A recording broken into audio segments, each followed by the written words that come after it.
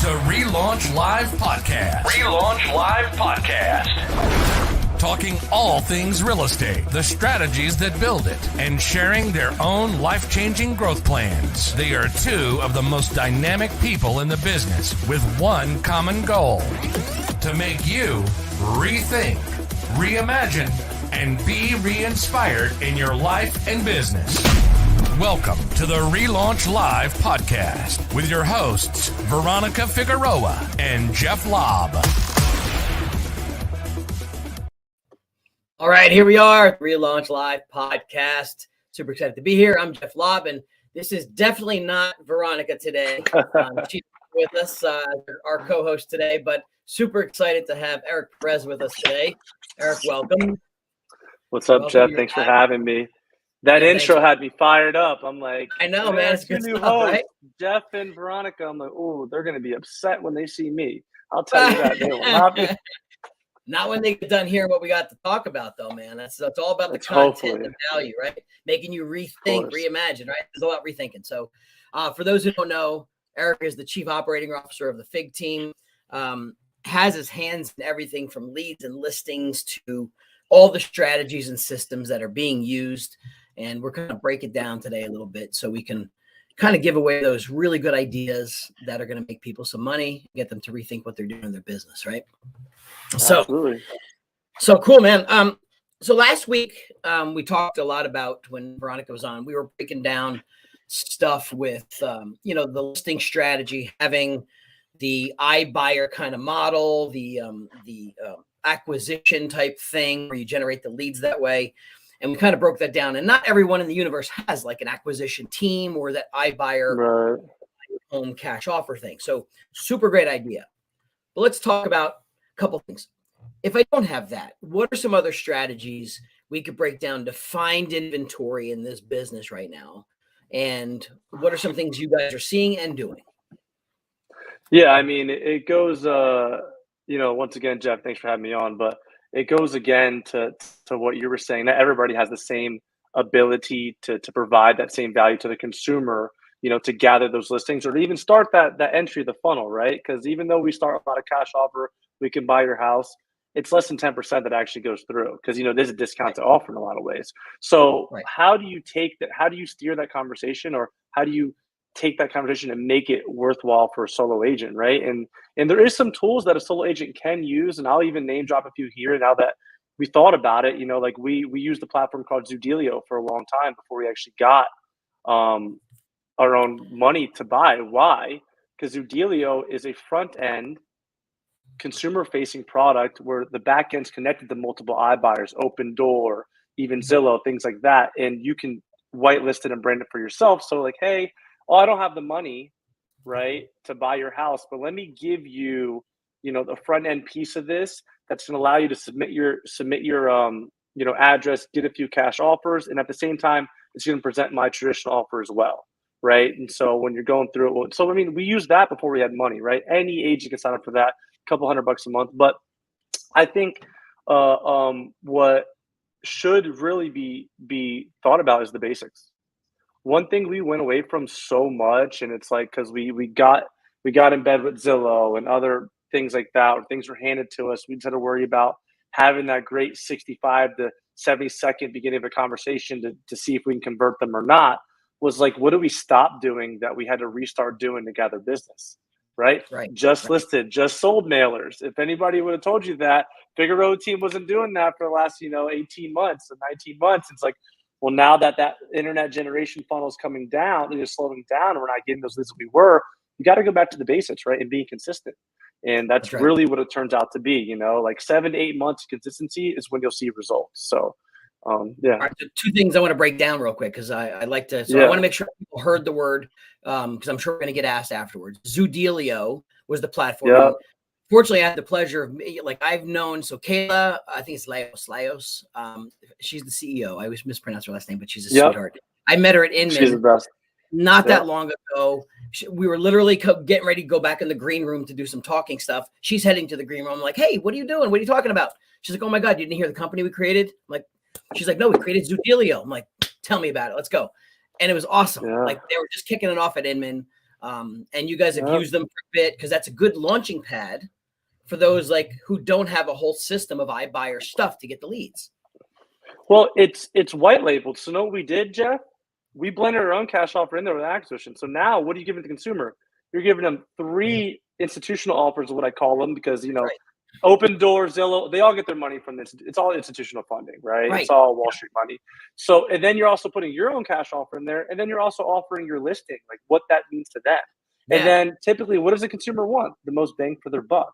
So when they go, oh, I can net this much, taking it to the traditional market, 90% of them that are willing to sell their house go that route. 10% is the captured on the iBuyer. So you just need to be, it's all presentation. It's the psychology of the present, right? What are you doing here in the present to give them those options? So that's what it comes down to. And you don't need to have institutional funding like we have now to do it. We just got to that point because we got to that point, right? It was just a constant grind. But we leverage other things in the meantime. Yeah, you have to. You got to start. No one has like just everyone that goes, oh, you know, you guys have such a big system. Everyone started with one thing. Like you started here and then you built it to there. So if you're a new agent and you're a new team and you're trying to figure this stuff out, understand everyone starts at 0 and works their way up. So this is a good grassroots to say, hey, Zoodealio might be a good option. But then again, you said your postcard marketing. How many times before you see traction? Say that again.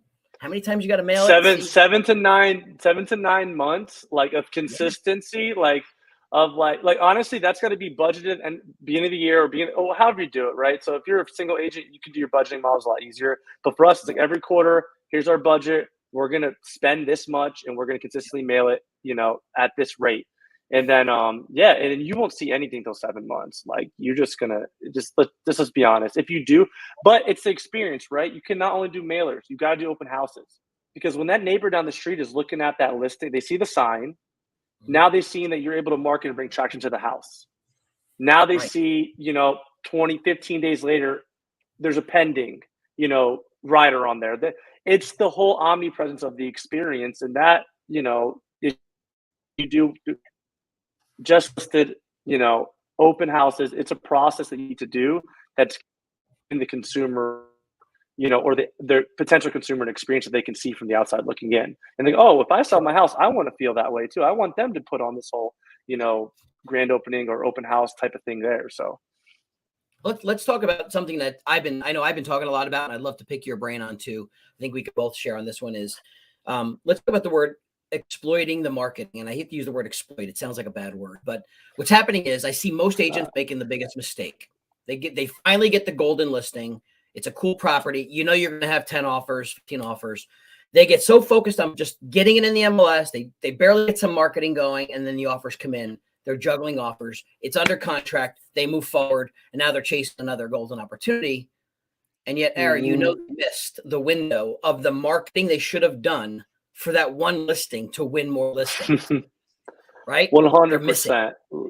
They miss it more than you know. Like, we had to come even on the team at scale, we had to come down our teams like, hey, listing goes live on Thursday, no offers being reviewed till Monday.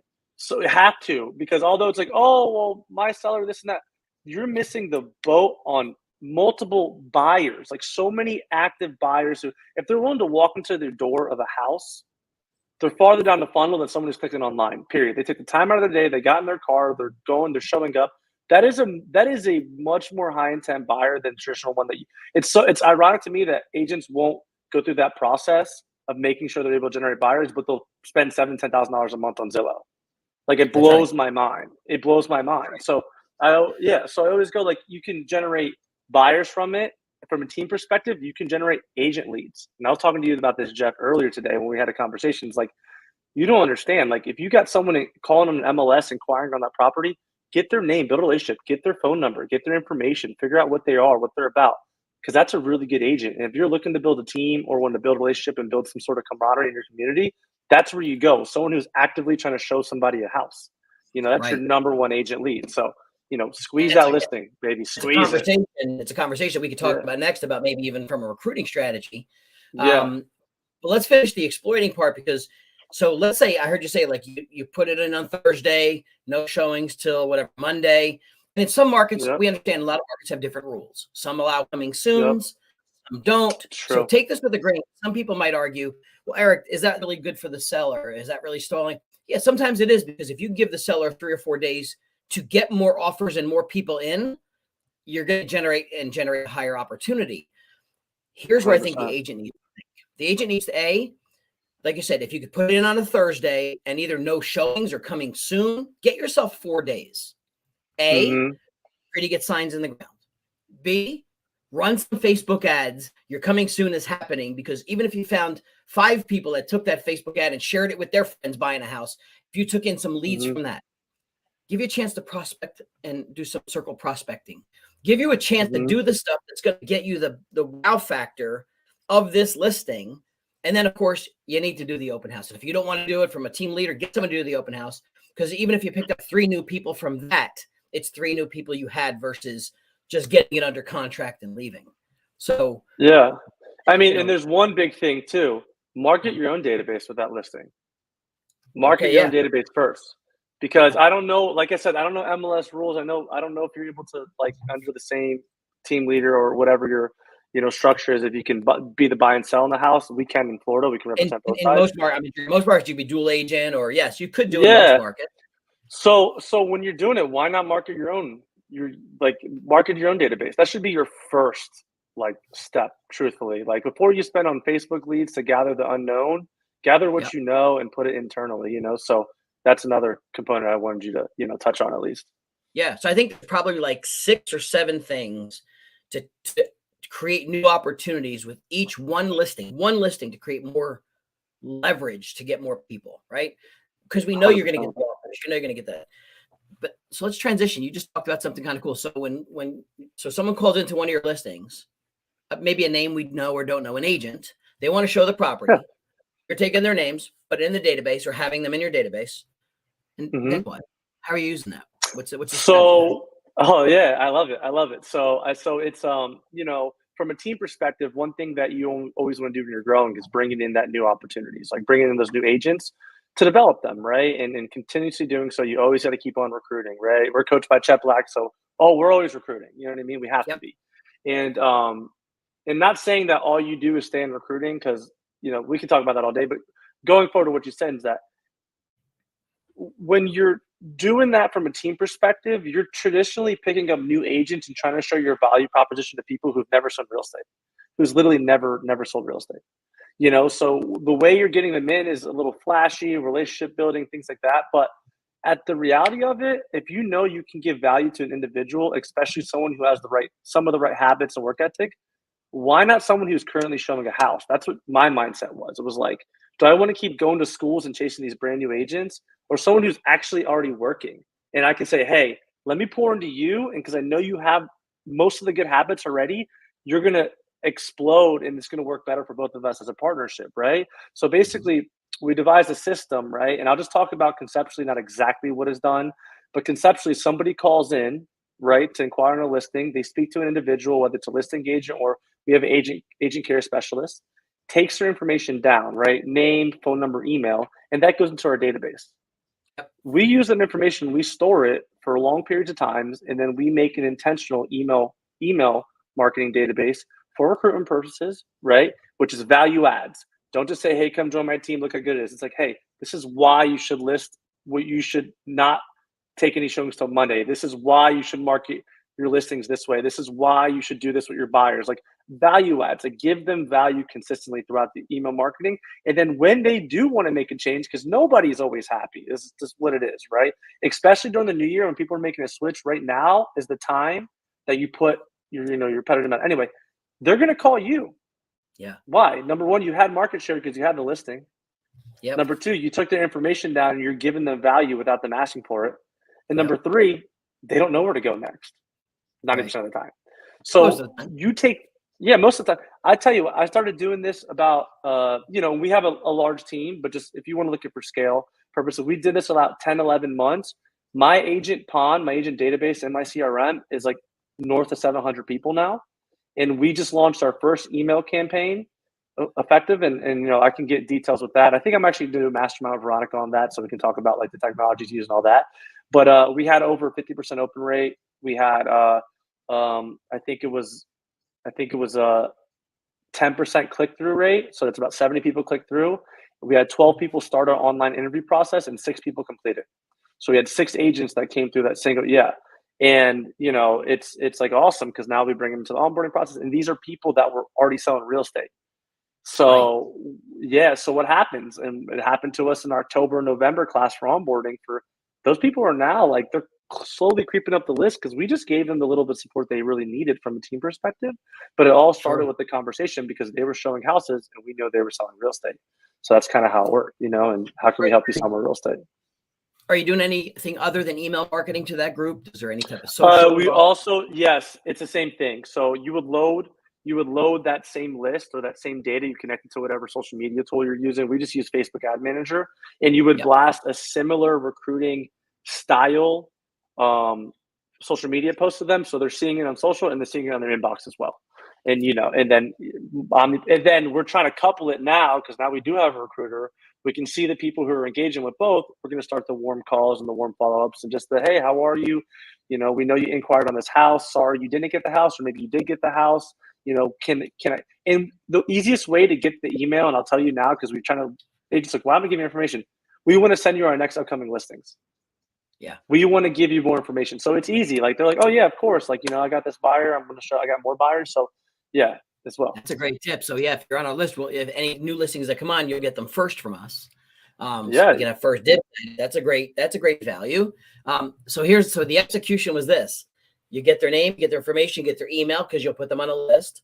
They'll get email marketing from you, but also you're going to upload them into, let's say, Facebook as a custom audience. Yep. Now they're going to see retargeted ads for you and your team kind of quite consistently now. And they're going to be like, what the heck? I just, because sometimes you get retargeted. Omnipresence. Yeah. It's like, wait a minute, I just talked to these guys. Now I'm seeing their stuff. Like, they're thinking like, what just happened? Right. Why am I seeing their stuff now? It's a smart play, because guess what? Top of mind, consistency. Wow. If they're doing this kind of marketing, I know I don't get this kind of marketing in my own brokerage. It's huge. So it's a simple thing, but it's a good execution. And Jeff, sometimes with the social media, like the blast we do for the retargeting efforts, it is just a new listing. Yeah. And although we're typically like, hey, let's show this to consumers, why not show it to agents too? Because you're reinforcing that same model of like, they're going to inquire on the listing. You're literally rebuilding that funnel, and they come to the top, they go through it, they come back through, and you just need to be there for them when they do want to make a change at the end of the day, So yeah, of course. And you talk about getting such a big open rate, like 50% open rate. Mm-hmm. I don't know if you remember it or anything, but do you remember what kind of like content or message that was that got that kind of open rate? You think about it? Yeah, I'll literally look at it right now. I'll just pull it up in 2 seconds. We use MailChimp. MailChimp. No, I'll tell you. Yeah, we use MailChimp, and the open rate might have went down a little bit because this is now a couple of weeks that we ran it. So let's just see where we're at right now. But it was literally, oh, come on now. It was literally just, it was like a new year. I think it was like new year, new me type of thing. I think something like that. Like, oh, here it is. Right here. Audiences create beautiful right here. Yeah, it was literally just a campaign that said, what was it? We want you. That's all it said. It was a recruitment campaign. It said, we want you on the title. And then it said a little bit about the FIG team. We want you to join our award-winning team. If you have desires to start your dream career, call to action. And then it has a little things here like surround yourself with industry leaders, propel your real estate business, commit to continual work and becoming your best self. Like, personal development is what we preach here. And we're looking for you.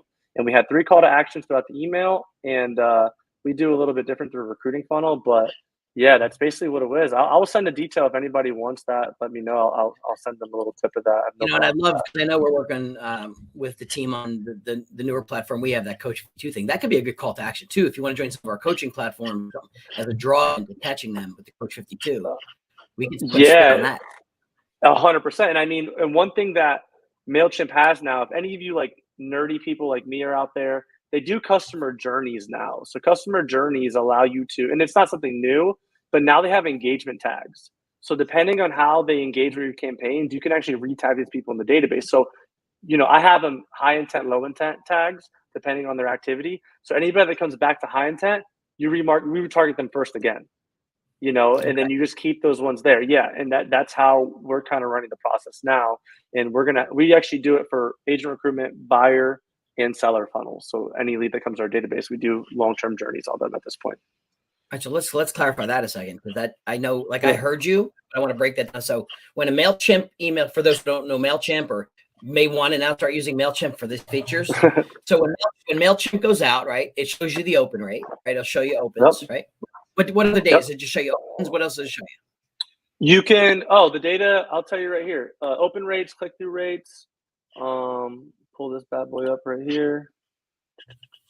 Open rates, click per unique, meaning like one person clicking, total clicks, success deliveries, total opens.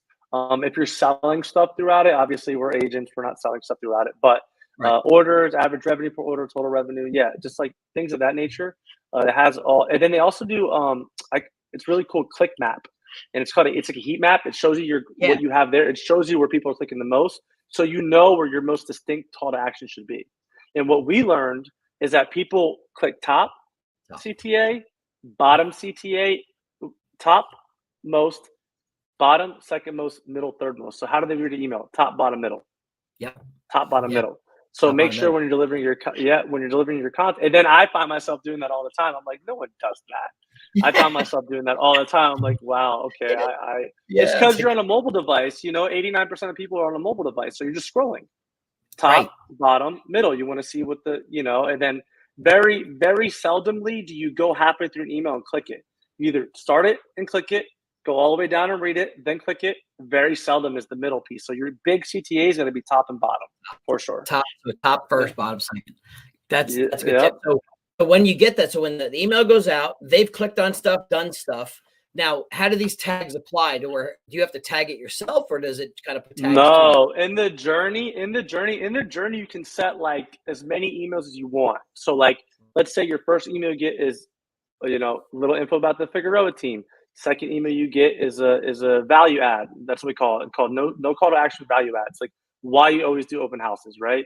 Then the third email, fourth email, fifth email, and then you can put a segment in there, right? That is like if this, if that. But the action I have is if this person has engaged in any of the last 5 campaigns, tag high intent. If they haven't, tag low intent and take them through this different funnel where basically they get dripped on less because I don't want to get unsubscribed. So MailChimp has got funnel creation and tagging creation. Oh, 100. Right. See, I don't think people think of MailChimp as that kind of level. They see it as an email platform, but think about the beauty of that. And you could set it even higher. Like if they've clicked on 3, then tag them high intent and so that's it. It's filtering it for you based on getting engagement and who has the best ability to have conversation with. That's a magical thing to do, and it's not hard to set up with MailChimp. No, so I had no experience in it. I'm not a creative, so like my biggest thing was like, okay, I got the structure through. Like, what's the content I put? And then that's where I basically say, hey, we should do this, this, and that. And then my tremendous marketing team will go and do that. And then we'll just upload that and have it going forward. Yeah. And it's something you should be doing for agent recruitment, buyers, sellers, like always put your omnipresence, put your brand out there, yourself out there as much as possible. Well, think about this too. Think about if you're emailing your past clients or your COI and stuff like that too, what their clicks and open rates are or are not could also define, if they're where it goes. Or not and where it goes. Yeah. Yeah. You don't want to email at the same frequency, or even like take out the word email. You don't want to message to market the same frequency as someone who actually cares and someone who doesn't, because this is how you get yourself unsubscribed very quickly. And that's how you're losing traction. So all the work you did beforehand just goes to waste. And now you cannot keep emailing them. They have said, we do not want to get messaged to you anymore. So you need to be very careful. Like I don't even start emailing my past clients till almost 60 to 90 days after they closed. And everything is just like, hey, I hope you're enjoying your home. Here's some tips that you can do for house improvement to raise your house value. Everything is value, value, value. You don't want to come here and be like, hey, let me know when you want to sell your house again. They're like, I just got here. Yeah, you got to make sure your message to market matches. It makes a lot of sense. Yeah. So for, time purposes, I know we're crunched. It's tough to talk in 30 minutes. We could probably talk for hours. But let's talk. Call me after. Is there any text or video in some of this as well? whether we're targeting people. Are you guys leveraging either of those platforms in your Which messaging? platforms? Sorry. Text or video in anything. Okay, so we do text as well, but it's very weird because like we run a pretty robust ISA department. So like they're responsible for calls and text to the consumer, right? Yep. But then the marketing team is responsible for the overall presence, which is the brand look, the email marketing, the social media marketing that ISAs aren't a part of. Now, when I told you these high intent and low intent tags, you know who that's identifying what to do to? The ISA department. Okay. When they're high intent, from a consumer standpoint, right? They take away agent recruitment out of the way.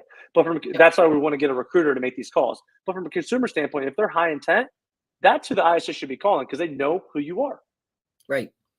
And they've seen you've opened the last 5. And they've seen you open. If you've been interactive, you looked at this, you looked at that. Like there's no surprise when you're calling them. They actually might be happy you called, and they're giving you that consumer insight without telling you, I'm interested in X, I'm interested in Y. So that's how you run the whole sales system from sales and marketing. A lot of people look at them as 2 different components, but they should be one, and one should feed the other and one should facilitate the other. So, Are the ISAs doing both outbound and inbound calls? Yeah. Yep. So they basically take it. We call them quality assurance specialists. So we call them IPAs, internal performance advisors, but they work in the quality assurance department.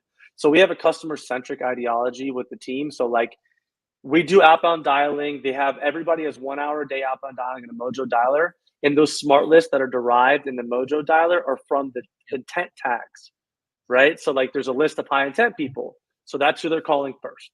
And that's how it kind of goes. But yeah, they do outbound, inbound. We're actually increasing our outbound efforts because of, the market. Like internet lead generation is going to slow down, guys. Also, I'll tell you that just with news from the Fed, less people that may be able to qualify. Like I think it's going to be a slow drip. I don't think we're actually going to feel anything till well into after Q3. But the scarcity mindset and the fear of that might get into some people's place will head in their space of where they want to buy a home is going to affect lead generation and people actually wanting inquiring online, right? They might just think they can't, even though they can.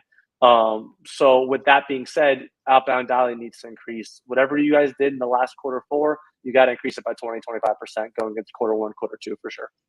Yeah. So way more proactivity work, way more outbound, got to hunt more, find more, because we are going to find it. I've seen the numbers, both from the mortgage side.